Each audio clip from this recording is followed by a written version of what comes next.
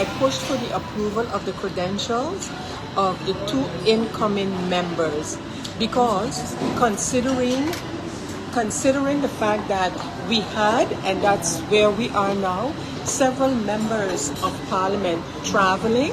We have several members of parliament traveling next week as well. And I have a responsibility as President of Parliament, according to the Constitution, to bring the Parliament up to its rightful composition as soon as possible. This has nothing to do with whether a coalition has a majority of members present, yes or no. It has to do with the vetting of the credentials, as we have it in the Constitution, the examination of credentials of 2 incoming members who, according to the process that was conducted by the main voting bureau, are the ones to now occupy the seats of those persons who left their parliamentary seat in order to become ministers in the new government. Now I want to just go briefly through the process of the meeting. And I know I've had questions about, firstly, this was what meeting? Was it the first? Was it the second? Was it the third meeting? According to our Constitution, we cannot have any deliberations or decision making in Parliament if we don't have a quorum. So, the part that used to be in the rules of order of Parliament about a third meeting being called, and that can be held regardless to how many members, we cannot execute that as of the rules of order because it is in contravention of the Constitution. So it is part of the changes that we are now working on to the rules of order, but in the meantime, I cannot use that article. I cannot have a third meeting, and whether you have 3 or 4 members, keep the meeting and make decisions. However, the approval of the credentials of members of Parliament is not your regular run-of-the-mill type of meeting. And that's why it was unfortunate that, one, the meeting was called to have the approval in time so that we would have had a nearly seamless transition of members into Parliament. That's one. Secondly, when the meeting was called on Monday, and due to the lack of a quorum, I needed to actually close/adjourn that meeting.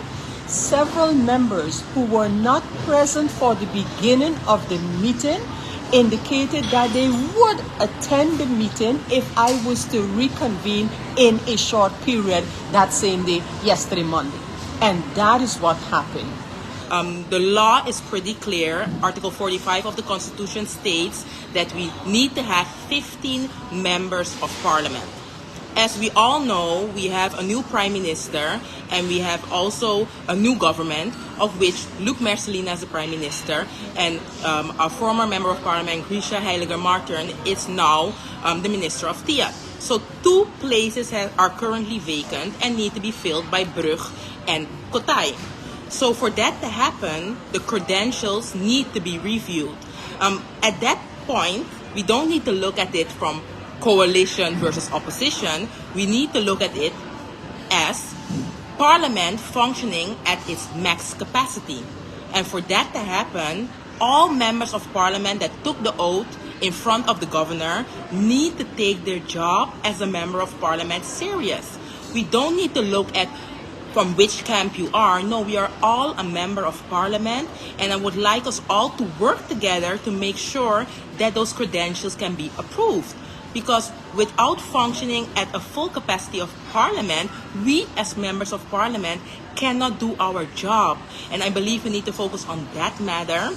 We don't want to take it to court, as our chair lady mentioned. And even, let's say, if we take it to court and a decision is made in court, there's also even an option that we would have to go to the kingdom government and we get an instruction by the kingdom government. And then it would look like we as members of Parliament cannot operate our own government institute. It doesn't work like that. And I believe that we need to focus on what is really at stake, and we need to focus on the fact that we are currently at 13 members, which need to be 15 members, and it doesn't matter from which camps these members are, or if the coalition or opposition. No, we need to be able to do our job as members of parliament, and we shouldn't be playing with this democratic system that is in place. The law is quite clear.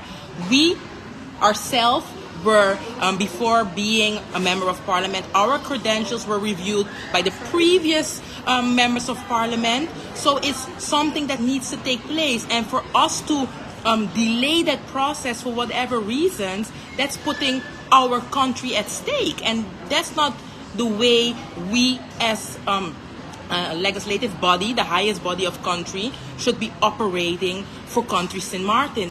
So at 9 o'clock, the meeting was called.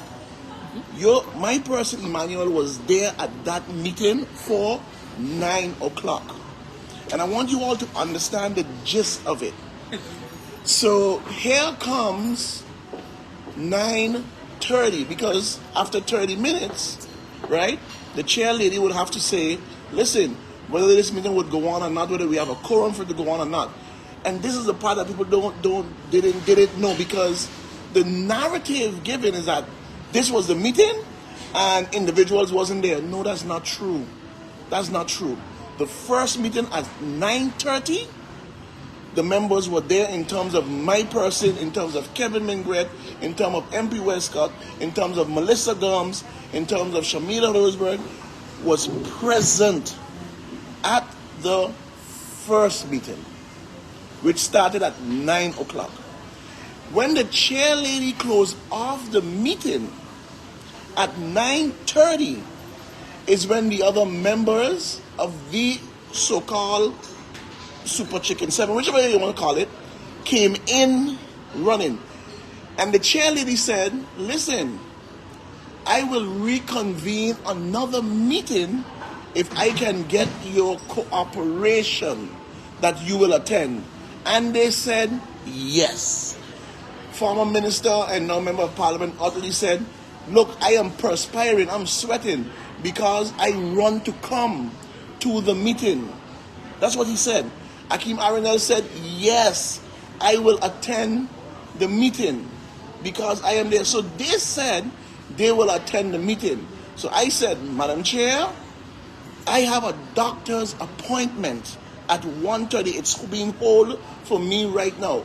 But because you have a quorum now, because they said they will attend the meeting, then I would leave. And the chair lady said, then Chris, you go to the appointment. So I left. Because we had to travel. Because we had to travel that same day. And what happens is this, and someone said, but why didn't you plan better? That is the point exactly. It was planned for that meeting. The meeting was planned. And I had everything lined up and planned also too as well. So I told her, I said, I won't be able to attend at 1:30 because I'm already late for my doctor's appointment. Now, so I left and a new meeting was reconvened at 1:45. That was the... Not 1:45. We were 10:45. 10:45. For 10:45. Yes. Yes, for 10:45. That's the second meeting in the day, not the first one. So that is what people need to understand. They gave their word. They said that they will attend the meeting. So you give your word to attend the meeting, you attend the meeting, you say what you have to say, and then you walk out of the meeting. That is the part that I don't understand. But let me say this, though. Let me say this, right? I'll tell you where I am disappointed. Because I can understand the politics of it, and we can play the politics of it. I love playing the politics of it, you know, and I can do it very well. I sat in opposition for 4 years by myself. So I can do the politics of it, okay? And then it was said that, oh, you know, the member wasn't there because he's upset that he's not a minister. And it's like really, because one has nothing to do with the other. Simple. One has nothing to do with the other. And I'm saying to myself, that is where my disappointment comes in, especially in the person of the former Prime Minister. Because I watched the video and I looked at her posturing and I said, she's not comfortable.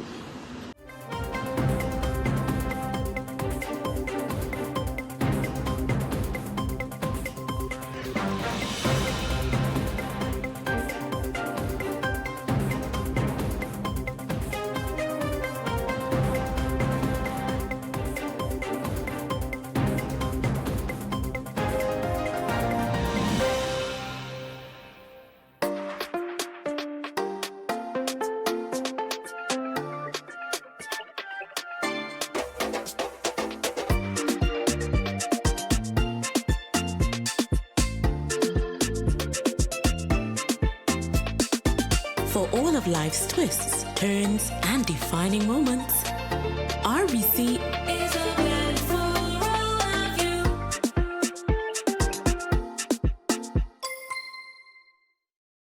SXM, your social and health insurance. SXM,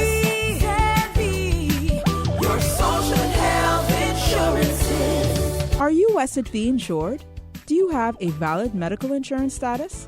SXV is cardless. Request your My SXV account today and enter the virtual office of SXV. Go to sxv.sx and sign up now. SXV, yeah, your social health insurance.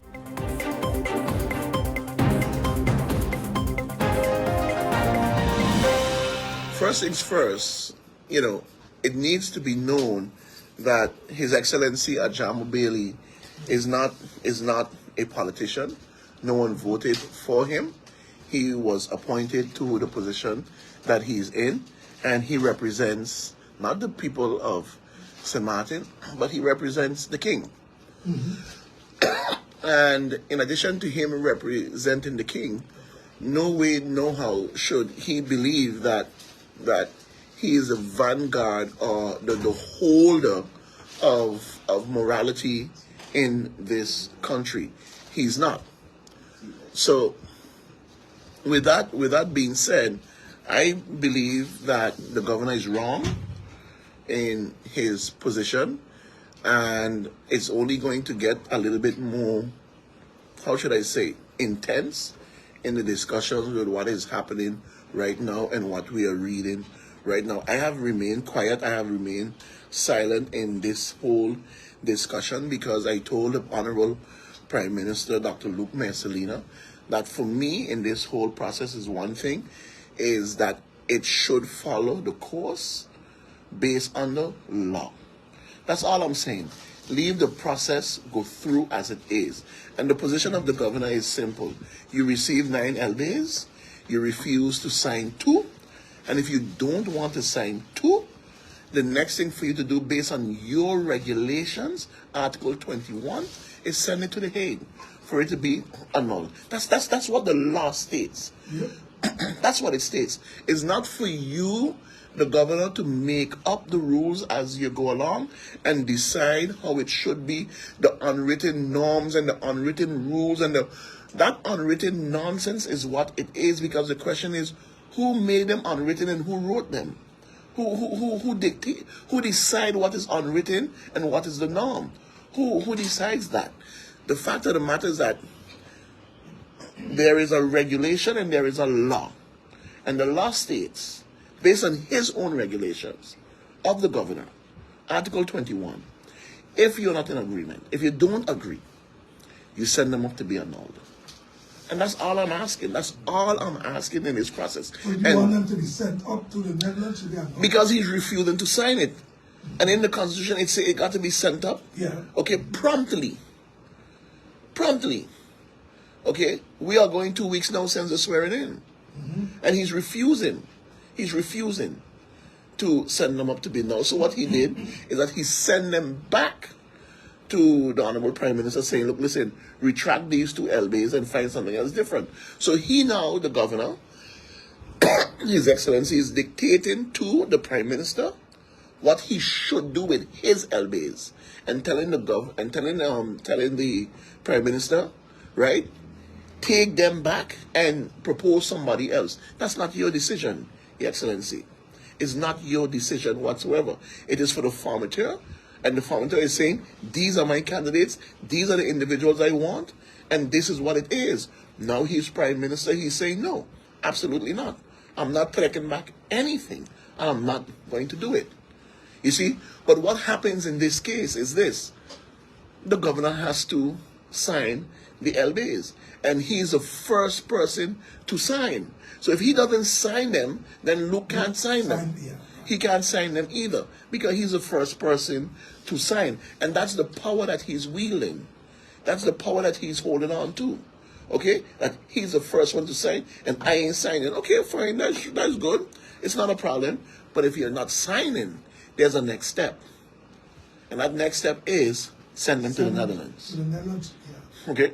But he's hiding behind the shield that, oh yeah, is nothing detrimental to the kingdom or to the country when it involves this and it doesn't involve that. So he doesn't have to sing. The problem with that, though, there's also Article 25. And Article 25 is simply saying, look, listen, if you don't do what you have to do based on the regulations, Governor, then you can be taken to court. I mean, is that where we should take it, where you have members of parliament, the governor and the government back and forth, and who going to court and who doing this and who doing all these sort of things? I mean, if that's where it's supposed to go, then sure, let it go that way. But no, the governor is saying to the prime minister to retract these two, and no, he doesn't have the authority to do that.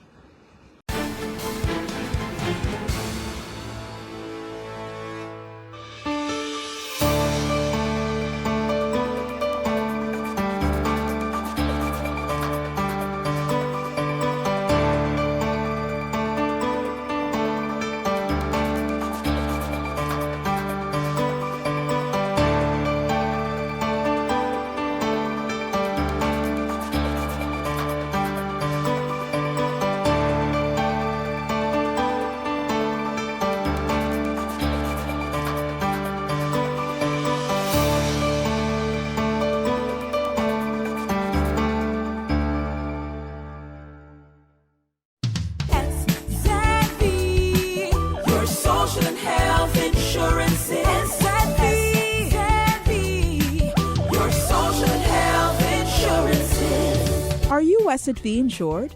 Do you have a valid medical insurance status? SXV is cardless. Request your My SXV account today and enter the virtual office of SXV. Go to sxv.sx and sign up now. SXV, yeah. Your social and health insurances.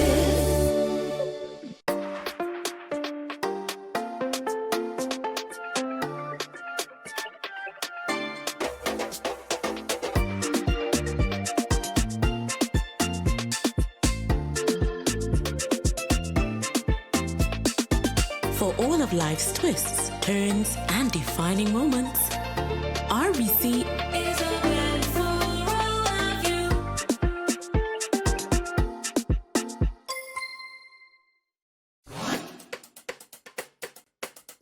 It's time for a new brand that is as bold, vibrant, and colorful as the island of St. Martin, with colors drawn from our diversity, cultural heritage, and nature. Our breathtaking beaches, waters, and sun. The majestic brown pelican, our national symbol. The radiant yellow sage, our national flower. The historic border monument signifying the Dutch and French sides. Our exciting cruise, yachting, and boating ports. Renowned Maho Beach and St. Martin Airport, the hub to the Caribbean. All these parts come together to create the shape of the island of St. Martin. More than a logo. It's a new brand that engages, excites, and will inspire travelers to book. It's time to tell the St. Martin story, to reintroduce travelers to St. Martin, to honor our past, to embrace our present, and shape our future. Our culture and diversity. Dutch and French sides, unrivaled cuisine, twice the nightlife, entertainment, and shopping, cruises, boating, and yachting. Twice the adventure, exploration, and relaxation. Splendid and scenic accommodations. Pinel, Tentamar, and island hopping in the Caribbean. Whatever your taste, St. Martin has more. Experience twice the Caribbean. St. Martin.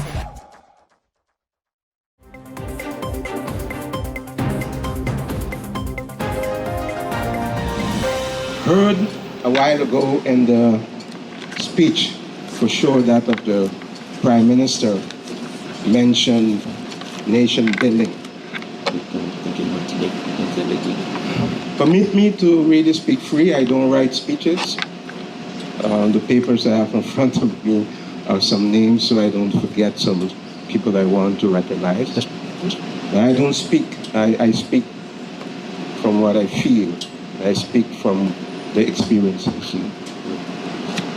I want to start by acknowledging the launch of SEA Bay of the project Be the Village, foster child. I still have the ribbon. Please, whoever in the audience needs information and can, please promote this, please participate. Moving forward,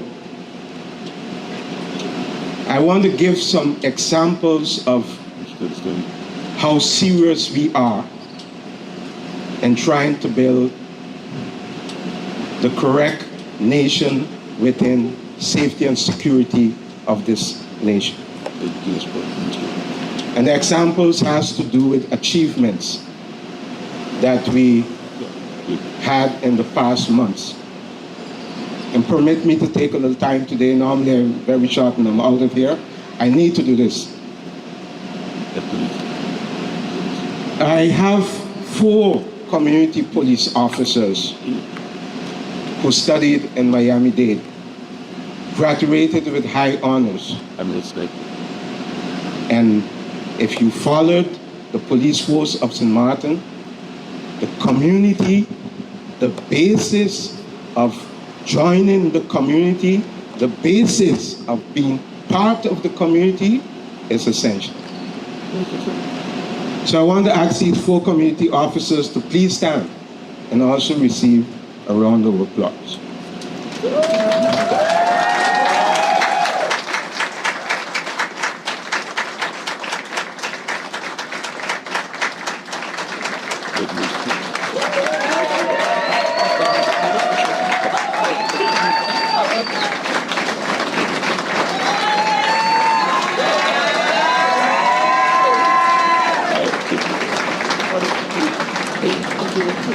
Except for I'm missing one.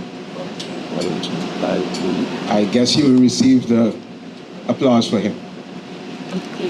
Thank you. Thank you.